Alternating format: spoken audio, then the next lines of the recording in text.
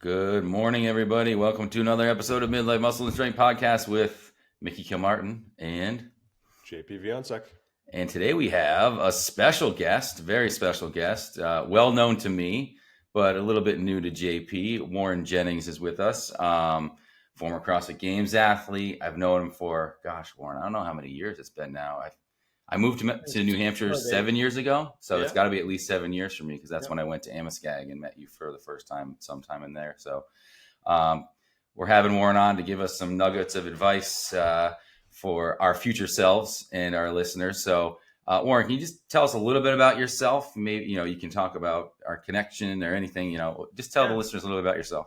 Yeah. So, I have my Dad Bod Chronicle. I love it. Shameless plugs, people, right there. I feel like I earned this sweatshirt. So, the real quick, short story, it goes all the way back to my childhood. I peaked athletically as a, Major League, Little League baseball player.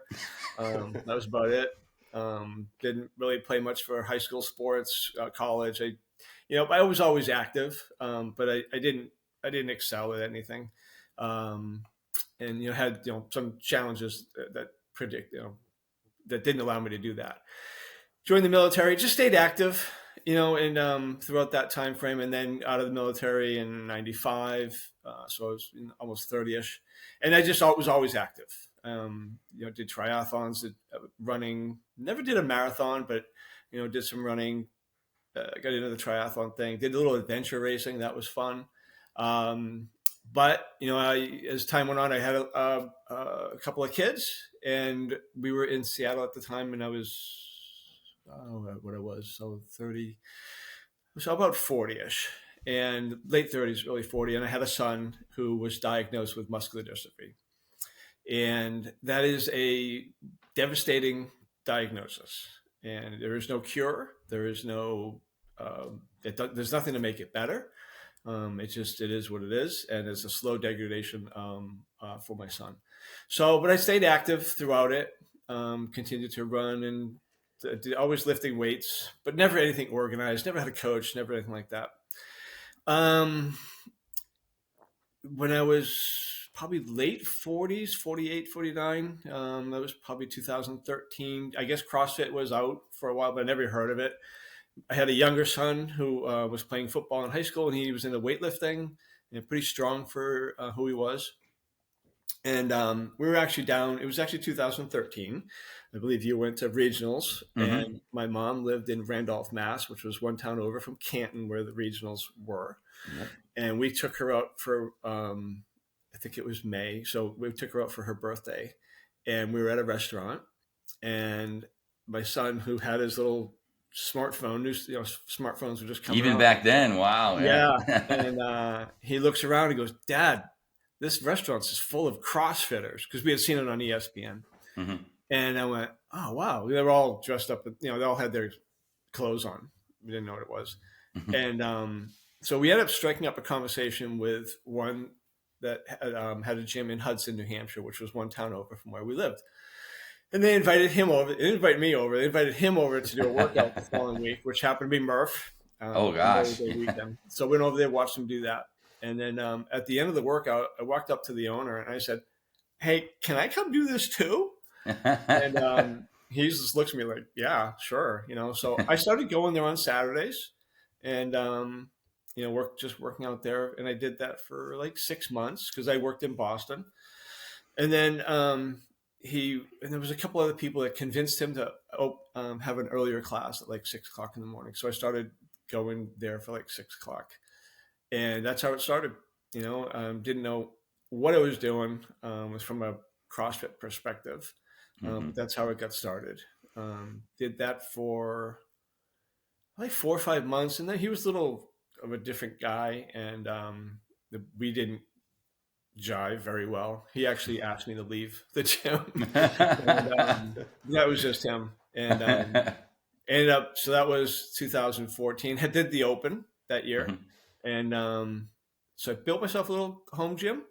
But then, that summer it was like, you could tell it wasn't the same, because you didn't have the people around. But I still did it, but One of the biggest reasons that kind of developed that, and the reason I even found that CrossFit thing is as my son was, so he was probably 20-ish by then. He was going to college.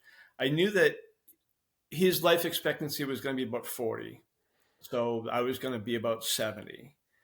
And I needed to find something to continue to work out and get some instruction, but some of that motivation, and I found that being around people got me up and got there. It just helped. And I think we all know that CrossFit, going there, the hardest part about CrossFit is going to the gym, right? Once you're there, it's just easy. The people are there and you have a lot of fun. Anyway, what ended up happening is just that summer went by and that gym, CrossFit Amoskeag in Bedford, New Hampshire, was opening up. And so I little weary about CrossFit gyms at this point because the first experience wasn't great. But I ended up showing up. I met Bob and the team there, and just I was like, they got good coaching here, and because that first experience, I didn't know the difference between a good coach and a bad coach. Yeah, it's your only experience, so you got a one sample size. Right. Yeah. So then that's how it started, and that started a 10-year experience at Amoskeag. I will tell you this.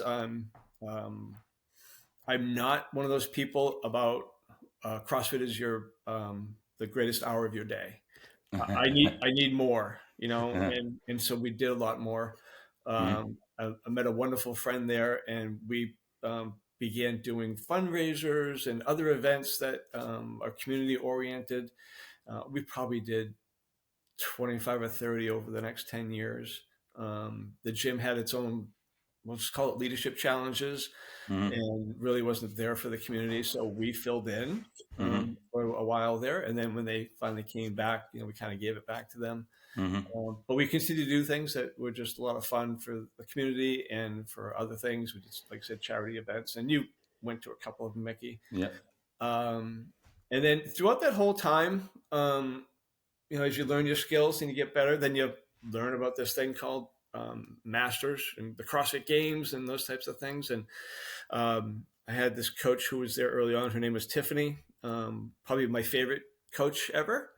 And I asked her one day, I said, do you think, when I get older, here I'm 50 plus, right? When I get older, like a 9-year-old that I am, could I go to the CrossFit Games? And I think Zach was around at that time. And they said, give us a couple of days to think about that. And a couple of days, they go, yeah, we think you can. You could make that. That's kind of cool. So just for a second, that's cool that they said, can we think about it for a couple of days? They didn't just give you like a canned answer. That was kind of cool. Like, I think they wanted to look up, because they probably weren't versed in what the Masters athletes were capable of. And so again, I was probably 53 at the time, 3 or 4 years into CrossFit. And so when 55 and 56 came around during the open, I took a shot at it. And I did pretty well. I think it came in, when I was 56, it turned I think it came like 36th. So, and I was pretty happy with that. I was still working, still traveling to Boston every day. Kids are getting older, getting into college and whatnot. And then, that time frame, you get into the older age years of each category. And so things were working out as a 56. But when I turned 58, so 2 years prior to turning 60, I kind of said to myself, okay, let's give this 2 years to gain some strength that I didn't have, gain some skills that I didn't have, and give it a shot at 60 again. So as 60 was approaching, so that was 2023. That's when I hooked up with you, Mickey, and because I never had a coach. A programmer or anything like that. And then I had you give you my programming for that year. What was it? Ended up being a year and a half. Yep. And, probably 18 months. Yep. Yeah. So, then in the late summer, early fall of 2023, my son had some challenges and probably spent a little time in the hospital. And that took away from my abilities to work out as much as I wanted to. I had retired. Pretty much became a full-time caregiver for him. And then that fall, was okay. I was able to get to the gym as much as I could. And then the Open showed up in 2024, and I had kept a pretty good amount of fitness for it. And the Open happened, and I think I came in like 51st in my age group. And I was like, well, okay, it's not going to work out this year. There's too much family stuff going on. And, but my friend, her name is Lisa. She convinced me to continue on to the quarterfinals. And I know, Mickey, you've met her. She has a ways about her, and she's my best CrossFit friend, we'll say. And she would always judge me in all the competitions that I was doing. We've done a lot of the things that we did from a charity perspective. We were a team, worked together, and so we've continued on to they had quarterfinals that year, and be honest with you, I wasn't all that interested in doing the quarterfinals, but she convinced me to come in and do the workouts. And then as the first and second one went through, it went okay. And I think that year we had to submit 2 of the workouts, and we got, they told us what we were. And I think I was sitting like in 11th place, and they were taking 20 that year.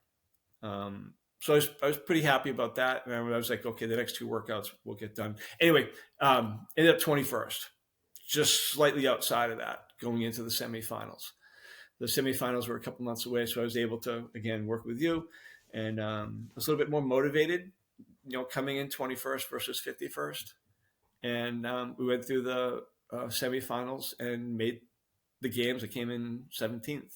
I would tell you, in this, you talk to everybody who ever makes it, especially people on the fringe like myself, the programming, it worked out my way. There was nothing in there I couldn't do. There was no handstand walking, which I'm challenged with. There was ring muscle ups, which I did okay. But there was nothing significant that I couldn't do. I had all the skills. And then that rolled into the summer at the games in late August. That was the first year that games were separated, the masters from the regular individuals. And again, the games workouts fell in my favor. Again, nothing I couldn't do. And I guess they don't think 60-year-olds can do handstand walking, but that's true. And I ended up coming in 8th place out of 20 at the CrossFit Games. So, so a challenging time frame for me personally, but a good time in the CrossFit world, in the CrossFit space. So my question, because that's a long timeline. You did 10 years basically in CrossFit, right? Before you got to the games. Yes. Yeah. Give or take. 10 plus. Yeah. And on the athlete side of things, if you're a competitor, like you didn't have a goal of going to the games, but I think a lot of times CrossFitters get into CrossFit, they get excited about it, and then they have this goal to be competitors. Yeah. And they give themselves a short timeline. And they're like, I want to do something in 1 year, 2 years. Like you were, that arc is a really long arc. And even when you decided like at 58, like I got 2 years before that's like, just as far as setting goals and being realistic and understanding how much work goes into something, I think that's a lesson in and of itself, because as a coach working with CrossFit athletes, I know JP doesn't work with as many anymore, if any, but they oftentimes, their timeline is just so, they think everything's got to happen now or in the next couple months or a year. And it's just so hard to explain to people that how long it takes to really get good at anything, let alone CrossFit, where it's incredibly difficult to be good because there's so many things you have to be good at. That's just like, I was listening to that. I'm like, I don't think Warren understands how this is like a saga getting to the games. And most people have given up at year 3. Like they don't keep going. Yeah, I've met a lot of athletes now, just being connected with it all, and a lot of athletes come in and boy, they hit it right away, and they were also high level athletes before they showed up to CrossFit, and then they gave themselves a couple years to gain the skills, I peaked as a 12-year-old or 13-year-old in my athletic career. And so it took me a long time. But I embraced the CrossFit methodology. I became a coach. Again, I did a lot of things around CrossFit as I continued to get better, as I kept my eye on that goal, and gave a shot. And I remember talking to you. When we sat down to start your side of the program, which was the last year and a half, it wasn't to make the games. My goal was to take my best shot at making the games, Mm-hmm. because again, when you're not the athlete that some other people are, I didn't play sports in college. It wasn't, I didn't have high expectations. It was to take a shot and take my best shot. And if I took my best shot and didn't get there, I'd have been happy.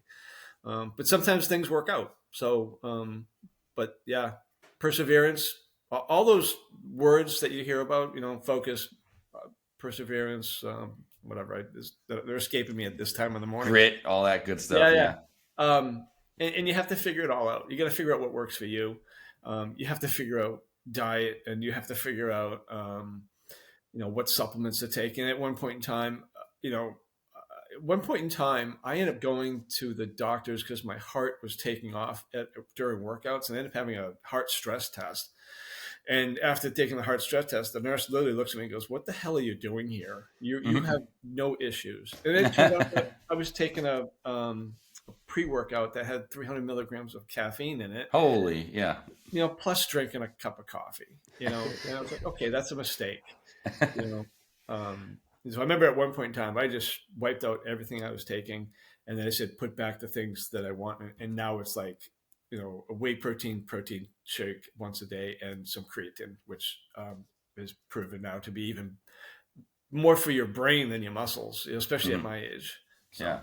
Yeah. So you went to the doctors and they did a little, just looked at everything, blood pressure, I'm sure, heart rate, all that good stuff. And they were like, the whole thing.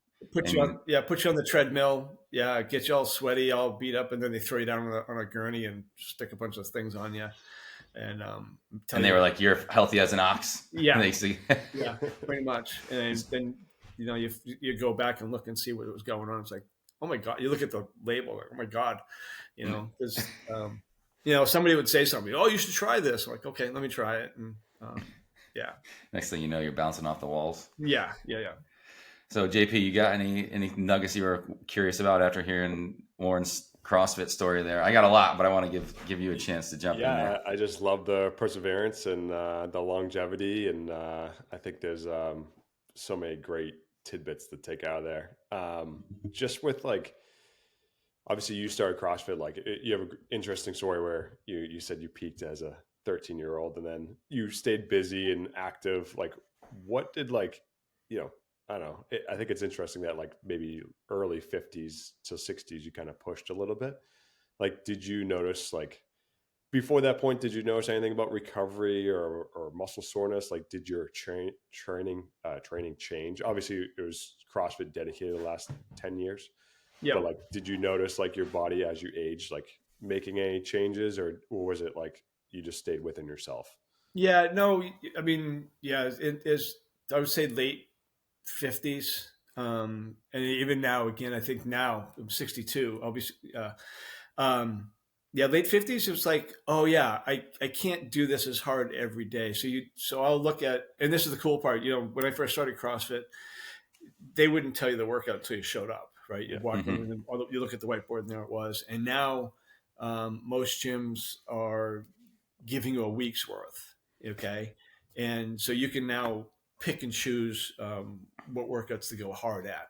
So now I'll look at the workouts and I'll say, okay, on Wednesday, that's my workout. I'm going to go hard that day. On the other days, I'm going to practice, pull-ups. This is the pull-ups are in this workout. So I'm going to practice that and, take my time a little bit and not go hard at the leaderboard, if you will. I don't necessarily do 1 rep maxes anymore. They come up. I'm at this gym down in it's called CrossFit Attain in Woburn. And we do 1 rep maxes. And interestingly enough, my 1 rep max hasn't changed much We deadlift this a couple months ago to over 400, back squatted 310 the other day, and yesterday, let's say Saturday, right? It was just a happenstance, one of these funky happenstance things. I hang cleaned 230, Whoa. and yeah, I don't think I've ever done that. Funny story is the workout was you did a bunch of work and then you had 6 minutes for a 1 rep max hang clean. And I'm in the back of the class. I don't hear very well, and I don't pay attention as much as I should. And I'm over there doing just regular cleans, and then the time clock get to the very end, and I noticed my cousin David was in the front of me, and he's doing a hang clean. I went, oh right, we're supposed to be doing hang cleans. And I had 230 in the bar to do a clean. And I was like, oh, well, I don't have enough time to take the weight off. So I just picked it up and did it. And I was like, I surprised myself. That's kind of cool that you so you aren't PRing, but you're maintaining the strength that you've had, so we've talked about this on the show before, but like, to me, that is PRing, because it's like, 59-year-old Warren, would say that's the heaviest they've ever, they've lifted. And now you're 62. And you're still lifting the heaviest you've ever lifted for 62, and then you compare yourself to the regular population, like you're blowing people out of the water, probably most 62-year-olds. Yeah. There's a concept called the decade PR. You hit new decades, just wipe them all out and start all over again. I guess my point was about the 1 rep max. It's like I did the 400, 300 and whatever. I could have done more. Okay. But I don't want to get injured. That is key number one about anything I do at CrossFit. And I will tell you, every guy I went with last year, they were all uninjured, especially the guys in the top 10. And they knew how to work out to not get hurt, and they wouldn't push themselves to the point of getting hurt. Even there was one guy, he I think his name is Shannon Aiken, I think. And I never met him, but he pulled himself out early because he tweaked his shoulder. He's like, I'm not doing this to get worse. And then there was another guy, Ray Bissonette, or I can't remember. It was the top 10. We had made the cut, and it was bar muscle ups, and he just chose not to do them, and he didn't care. He had made it to this point, and he's like, I'm not doing it because I don't want to hurt myself. And he went to the games again this year. So I think you get to this age, and it's like not getting hurt is way more important than a placement on a leaderboard or something like that. And that is key number one, is not to get hurt. And Mickey, you've seen me. I got hurt 2020, the open at the semifinals at 2023. Yeah, I was doing a clean, and I was supposed to do a squat clean, and one side of my body said squat clean, the other side said power clean. And before you know it, I had this pain running down from my hip to my knee, and that put me out for 6 months. Well, not put me out, but it hampered me for 6 months. It hindered you, yes. Yeah. So that's key, and I haven't. That's the last injury I've had. That was a year and a half ago. Knocking on wood for you here. Yeah. That's funny, JP, because we talk about that too all the time. It's like it's hard still in here to do that, but the injury thing is what scares me most. I don't want to be hurt because of the stuff I got to do as a dad and working and just enjoying life. I don't want to be gimping around. Yeah, no matter what I've done, athletically throughout my life, running, triathlons, whatever, you get injured. You do too much, and even in CrossFit, it comes up here and there, but it's the big injury you're trying to avoid. Little things pop up all the time, and you just pull back, but like I said, once a week I go hard. Twice a week if I like the workout, or someone shows up to class and I get motivated. But try to practice more. And go into a workout and say, I want to work on this, I want to work on that, and that's how it works. I love that consistency, and just like and like volume wise, just like quickly, like is it 1 hour a day? Are you doing multiple sessions in a day? Is it just one? Just like, hey, you get 1 hour? Yeah, so I still believe that if you want to be good at CrossFit, whether you want to go to the games or just want to be good at it, you can't just do 1 hour. Yeah. You can't just show up to class and expect to, your double unders to continue to be good, your total bar to continue to be good, or continue, be able to do muscle ups or whatever. So you have, I think you have to put the extra time in. Yeah. There are athletes I've spoken to that they don't need to do that. They're just so talented, even at this age, that they can just go in and show up. I talked to one guy, um, his name's Tom, and he this year they had handstand walking, and he hadn't done handstand walking like 6 months, and he's just like, up, and he just did it, 15 feet at a time, no big deal. Where me, that would take, it would take weeks and weeks of practice to get up to 15 feet. So it depends on who you are, but I think you have to do more. And certainly, I'll do, so I love class. So I take the class, and then I'll do an hour after the class, and then 2 or 3 days a week, I'll come in for a second session and work on, I could on a C2 bike or an Echo bike or something like that. Or go for a run if that needs to be done. What do they call it? Zone 2 work. We used to call it low and slow. But yeah, the zone 2 work, you have to do all that stuff, especially leading up to a competition. You still can't just do an hour a day. Yeah. So I have a question about, so you're kind of an outlier, right? You're a CrossFit Games athlete. You're in your 60s. You're hang cleaning 230 pounds. I mean, I love my dad, but he's 64, and I played pickleball with him, and he can move really good, all right, but he's not cleaning 230. So that would be a big ask for him. So do you ever feel kind of like, because me and JP talk about this pretty often, is we don't consider ourselves like elite athletes. We went to regionals and did our thing years ago, but we feel like outliers a lot in the sense that a lot of the people around us are not very consistent with their fitness. And we're almost kind of the quote unquote weirdos because we work out regularly and often, and we stay in shape and stay healthy. Is it harder and harder to find people who are on the same page as you in that sense as you get older, or have you been able to find a tribe and kind of lean on each other and be, and get energy off of each other, because it's got to get harder as you get older to stay as consistent as you have? Yeah.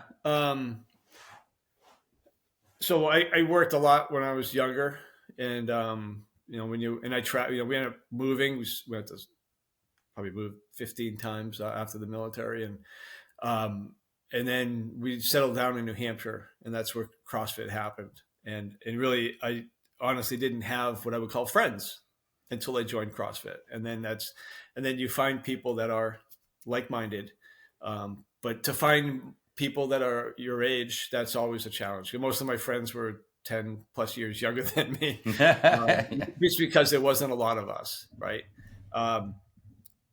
So yeah, it is hard to find those people, but they're out there, and I think you can find them through different competitions and out there. And there are a lot of CrossFit things that out there for older folks, and the little organizations on Facebook and Instagram and stuff like that you can get connected with these people, and then you find out that there's more and more people out there that are doing stuff. We haven't talked about it, but I did start a podcast this past summer, and we focused. Got to plug the podcast. Let the people know what's the name of the podcast. Yeah, it's called Legends and Masters Podcast. It's on Spotify and Apple Podcasts right now. I will link it when I post on Instagram to when we post this show. And I have met some amazing people, and some people in their 70s, and people who found CrossFit in their 60s that end up going to the CrossFit Games, in their 60s and 70s. Again, talented athletes themselves, but they're out there, and yeah, I think in today's world that doesn't focus on fitness, it doesn't focus on eating well, and some of the challenges that are out there. Yeah, we're the weird people, but I think when people see you and ask you, they always think I'm in my 50s. They don't think I'm in my 60s, and I think there's that threshold. I think that I found that when people hear you're in your 60s, you're old, and I don't feel old. I don't feel old at all. That's the goal. Yeah, I do joke about it too much about how old I am, but I mean, when you're working out with kids in their 20s and you're not far behind them, you're never going to beat them, but you're like, okay, I was only half a round behind, good Yeah. job, and yeah, it's that way. But there are a lot of us out there, um, but you have to go find them, like anything else that you do. Yeah, I mean, you could say the same thing about 40-year-old soccer players, right? Yeah. There's just out to see out there. I played baseball, like hardball, in my Hmm. 40s. Oh wow. That's what I was doing before CrossFit, and that was real baseball. And when you get hit with a baseball, it hurts.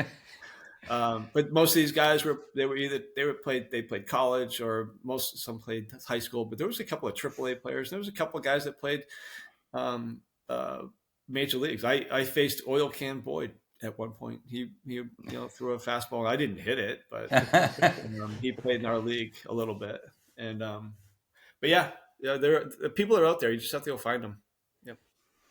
Yeah, I love that growth mindset, especially as you age. I feel like when you Yep. get older, 60s, 70s, I feel like people just are like, this is who I am. This is all I'm going to do. And they kind of start shutting it down, which like I am inspired by Yep. hearing that there's other people like, because we're at our age, we're like always trying to improve. But I love that, like, you're a little bit farther down the road than us. And, there's still people out there, trying to Yeah. improve and get better.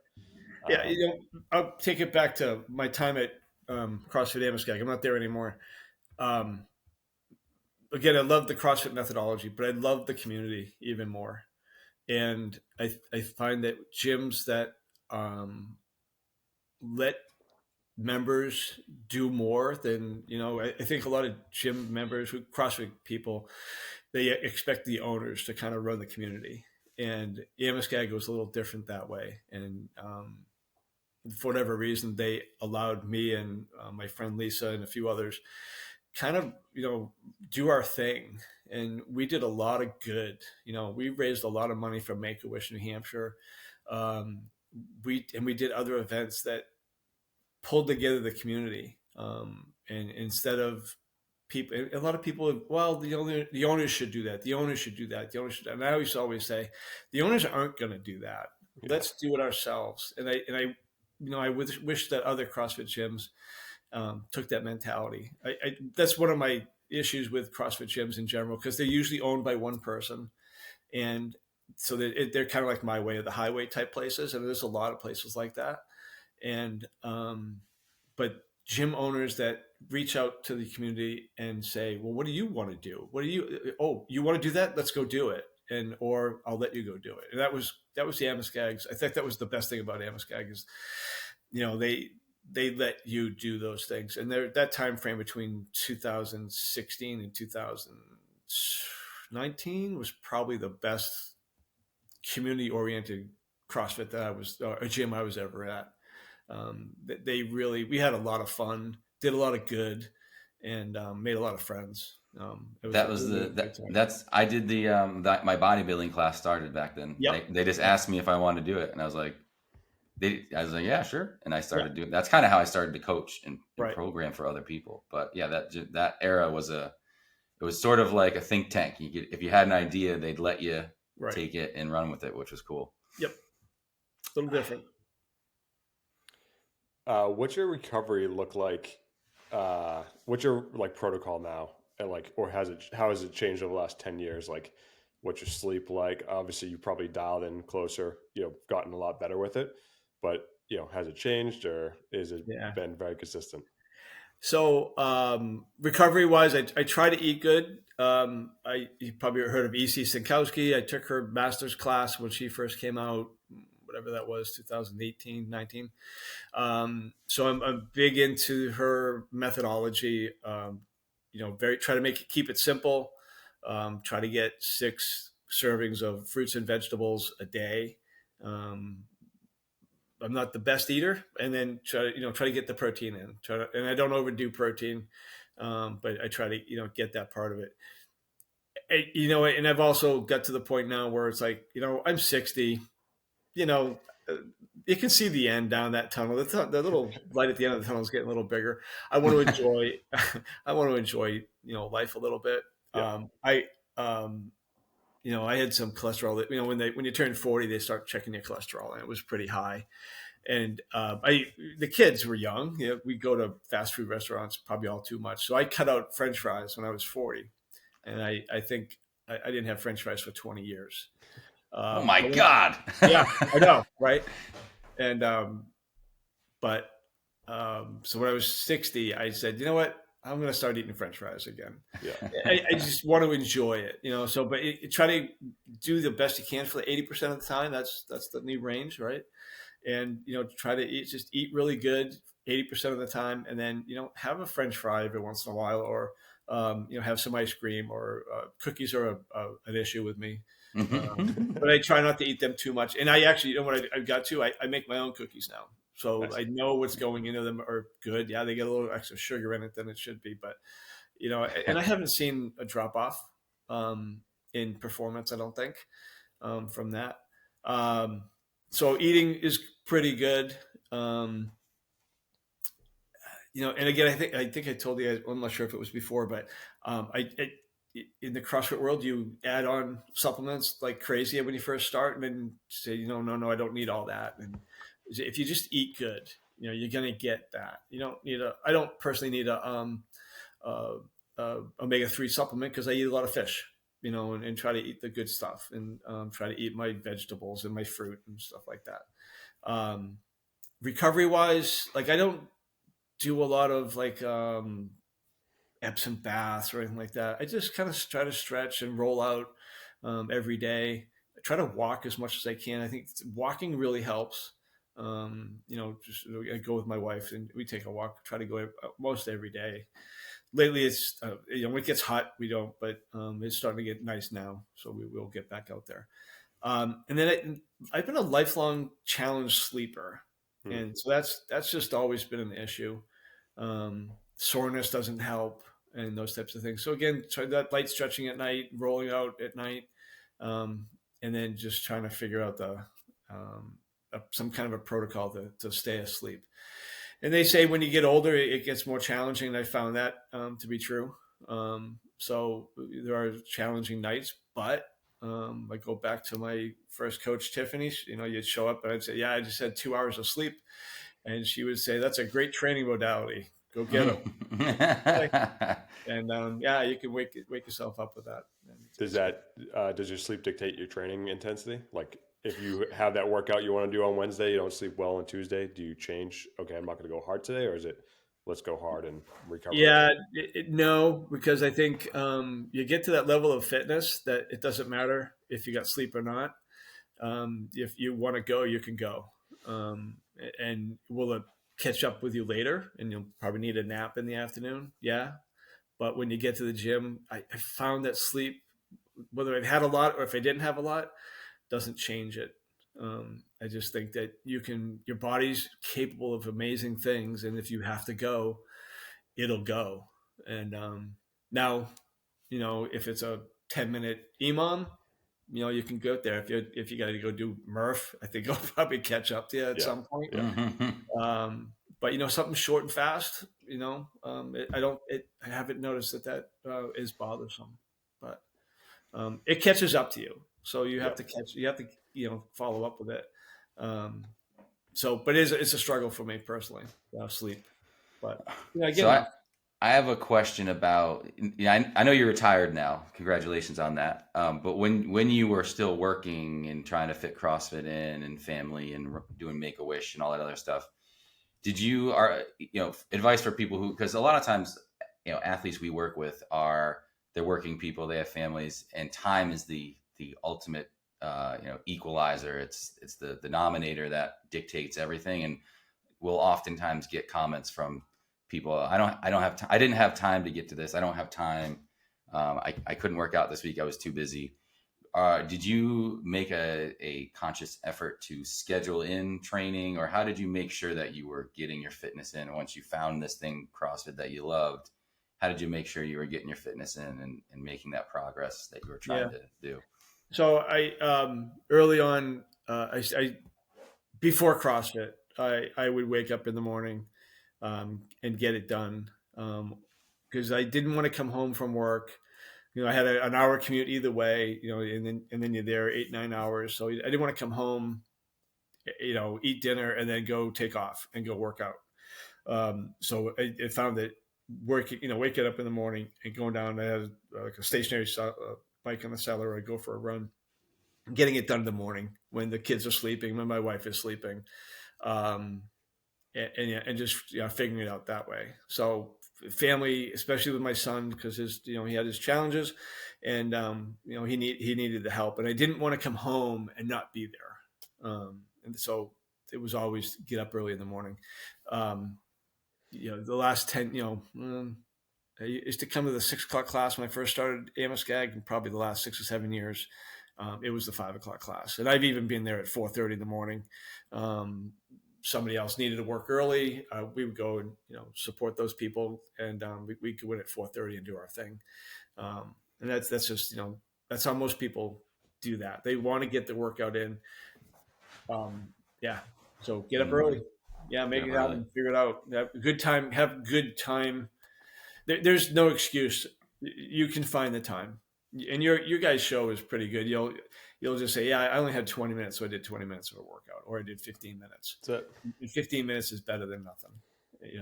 That's the mindset you have to have. And some days you have 2 hours, some days you have 4 hours, and some days you can't, right? But don't go too many days without that. And when I was younger and doing the running and the triathlons and stuff, I was not consistent. I was never consistent at it. Since starting CrossFit and having that why to help my son when he got older, that was always important. That got me to the gym when I didn't want to go to the gym. So the power of why, the purpose, having the purpose, it's important. Yep. Through your podcast, interviewing other masters athletes, and then through your community as well, have you found like a correlation between me and Mickey did CrossFit earlier in our career for 10 plus years, high intensity? I don't want anything to do with CrossFit like that. Like, I don't want to hurt like that anymore. And then I think like, obviously you got into it later in life. Like, I don't see myself at 60 I will continue working out, but like maybe not at that intensity. Have you seen other masters athletes like kind of have a slower start and then find it later? Or was it like, have you like, even for example, like a lot of the teen athletes that are starting CrossFit now, like go super hard for 10 years or even less, and then they kind of get burnt out. And then like, do you see those people starting up again when they're older? Or have you seen like, a lot of the masters athletes like not burn their batteries out early in life, and then later 40s and beyond, they start like, hey, I want to start going at this thing. Yeah. Have you seen anything like that? Well, if you just go look at the numbers of the CrossFit Open at the categories, as it gets older, it gets smaller. It's just attrition. And probably one of the reasons I was able to get to the games is just attrition. There's a smaller group. Don't sell yourself short, but smaller group. I just like to, that's reality. Yeah. People stop doing it, and they don't want to, hurt. It's funny. Like, I'll do a workout now, and a 10-minute whatever, and I'll go hard, and then I'll sit there and I go, okay, I got to take 3 or 4 minutes. Everyone else is picking up their weights and putting them away, and I'm going to sit here for a couple minutes, and then I'll go put my weights away. Yeah. But then after that 2 or 3 minutes is over, it's just back to normal. And but there are people that just don't want to do that anymore, and that's fine, and there are some CrossFit groups out there that are, and you guys know the problems with CrossFit, and people are de-affiliating and stuff like that, and they're getting away from some of the more aggressive movements. They're not doing as much overhead as they used to. They're not doing the muscle ups. They're not doing the handstand push-ups anymore. And they're saying that they're doing that because they want to be safe and not get hurt. But I like those movements, and if I can do them, I'm going to keep doing them. But yeah, people are, they're saying, I'm just going to ease off on this. And I get the concept of continuing to work out, and they find their thing. And, the C2 bike, that's the latest thing, right? In the world of CrossFit. It's a bike. There's like it's not an air bike, which you got both things going on. It's easier, in Hmm. my world. And so the C2 bike has made life a little bit easier for people.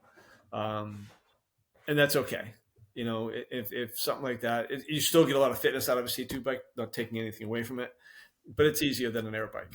Yeah. And so people gravitate to easier sometimes. But I think sometimes if you want to maintain your fitness, you gotta continue to do the hard things. Now, you don't have to do CrossFit. Yeah. You can maintain your fitness. You can get your fitnesses any way you want. CrossFit is just one methodology that I think I've aspired to and I enjoy, and I like the community aspect and all that stuff. And CrossFit's got its challenges, and I hope they'll figure it out. It's not going away. It's not going to die. It's too big to die, and I think too smart to die. But they'll figure that out. But I mean, let's face it, CrossFit has revolutionized fitness. Hmm.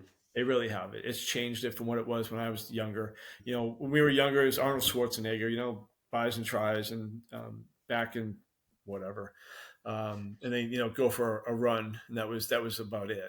And now you get so much more out of an hour's fitness, and you can all you have to do is do an hour a day, and be fit. Yeah. So as I've gotten older, it's I can't do as much as I used to, but I can still do a lot. Yeah. If that makes sense. Yeah. Yeah. And I've met So, and I've met some people that in their 70s that are doing more than I'm doing. Uh, I interviewed. We haven't published it yet. It'll be out next week. Her name's Betty. She's doing double sessions, and she has a full-time job at Wow. oh my 70. God, that's Yeah, yeah. Amazing woman. Yeah, That's cool. yeah, so I like the nuggets I took from that. Like, I think the key to success for you is you figured out that you sort of auto regulate yourself. If you have a hard workout, you tend to follow that up with an easier workout. yeah, So you can still go hard and then balance it out with an easier low key day. yeah, And I also love that you mentioned if you want to be fit, like you do have to do hard things. Even if JP and I aren't doing CrossFit anymore, you still have to seek out some kind of intensity, some yeah. kind of challenging things, Hmm. because if you're just always living in the very comfortable zone, lifting and with your cardio, you'll be okay. But I don't think you're going to be able to maintain something that you consider ideal fitness, right? You're definitely going to plateau.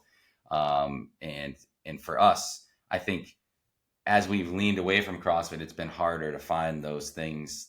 I have to go and get on the assault bike and be like, oh man, this is going to stink.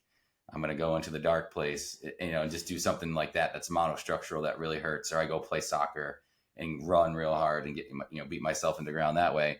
It was easier back then to do a class or to do a CrossFit workout that was 15 minutes long with devil presses and burpees and muscle ups and walk away like, wow, that leveled me.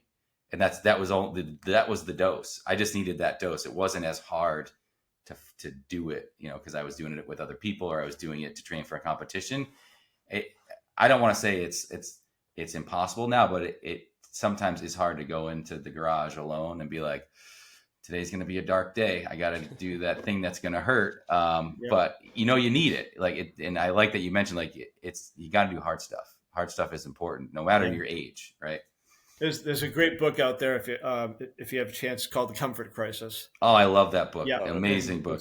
It's a great book, and here's the beautiful thing about the world today.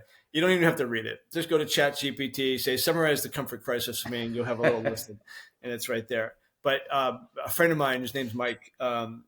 We last fall after the games, we were like, let's go once a month and do something hard. Let's do it. And we did it a couple of months. We literally did the thing where you go find a rock that was 10% of your body weight, right? No, it was almost 50 pounds. And let's just go climb a mountain with it. Just put that rock up on top of it. And it was just a little mountain up in New Hampshire. And it took us maybe 35 minutes to get to the top. And I had a rock. I literally had a rock. And he brought a 30-pound medicine ball. He's a little smaller than I am.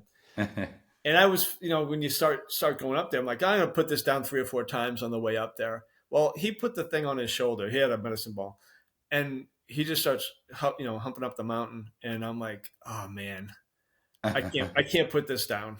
Now we have to have the goal of, going up there. So a half an hour with this 45-pound rock, and you get to the top, and it's like, okay, cool. We did something hard and fun.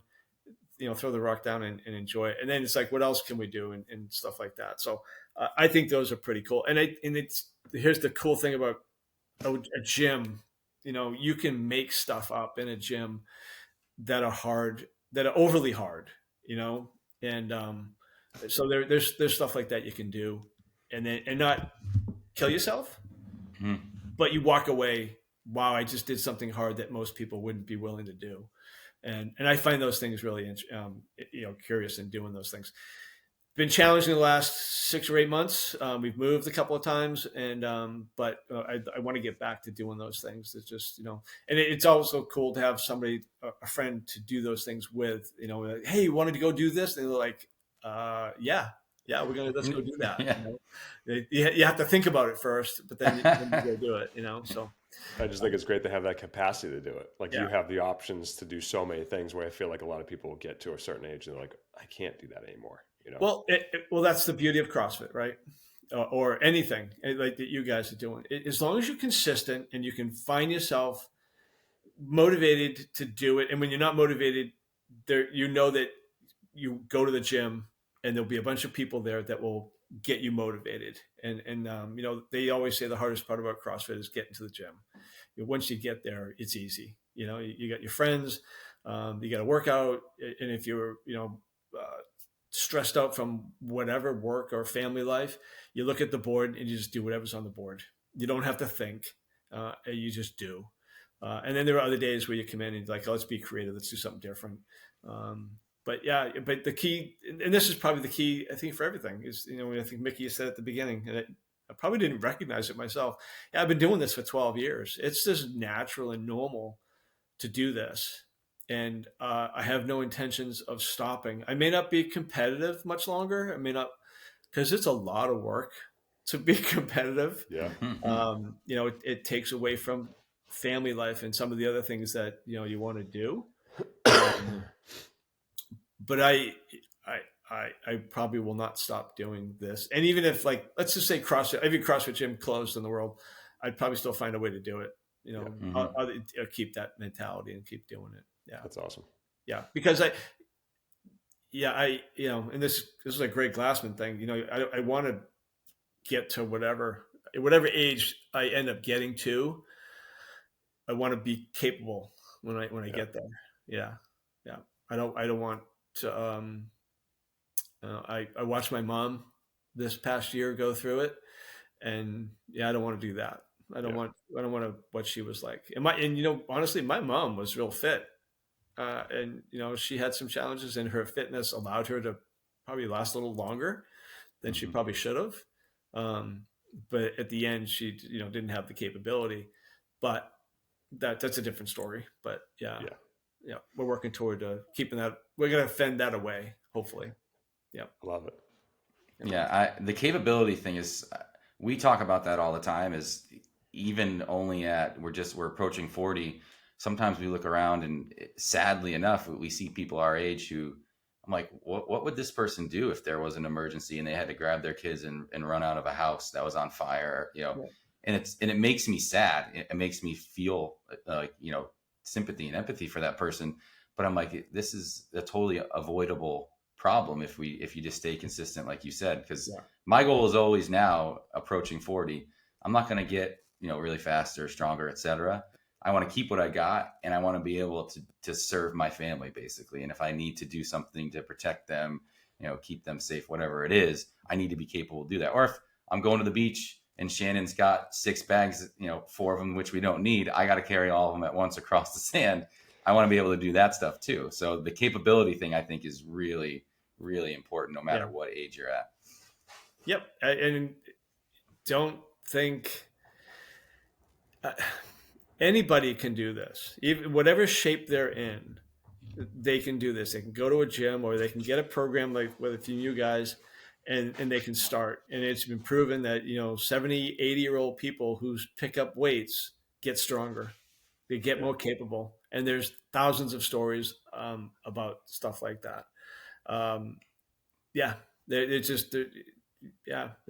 proving that weightlifting and we'll just call it resistance training, at any age is a really good thing.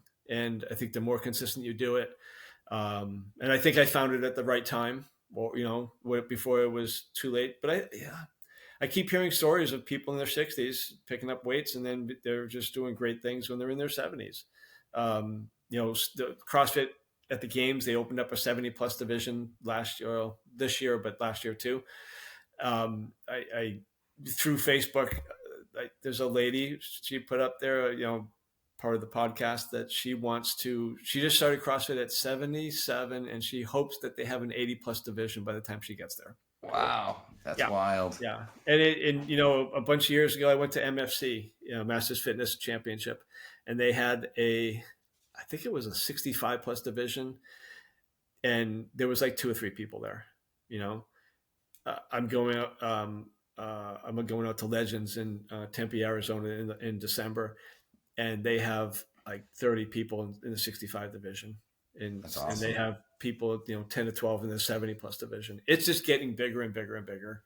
That's cool. And people are getting more capable. And just, I think people are proving that you can do it at an older age at a high level. I mean, now, are they going to pull off 30 muscle ups at the same time? No. But can they do a muscle up or 2? Yeah, they can. So, any JP, any last questions you want to throw out there before we wrap it up and call it a show? I learned a ton. I learned a lot. I think the big takeaways I got was just the kind of listening to your body and just kind of being consistent. Be as consistent as you have been. Staying away from injuries, not doing hey, I think if I did 6 more reps, that would be better for my shoulders. And it's like, no, don't do the exercises that bother you. Which, I think is something I've always done in my career. And it's nice to hear okay, if I continue on this path, I can maybe someday be as cool as Warren, We're trying to get there. Yeah. Well, you guys, here's the cool part is you guys got a greater start. You've got a base, and you'll see that with the guys coming up in the Masters world, and they're in their 30s and 40s now. If they take care of their bodies, they'll be so much better and advanced than I am, and the people that are around me. If they stay injury free, if they don't burn out, if they don't give it up, and then so. There are some people that say, hey, it's good that you found it late in life because you didn't have those issues. You had your knees are still good. Your hips are still good.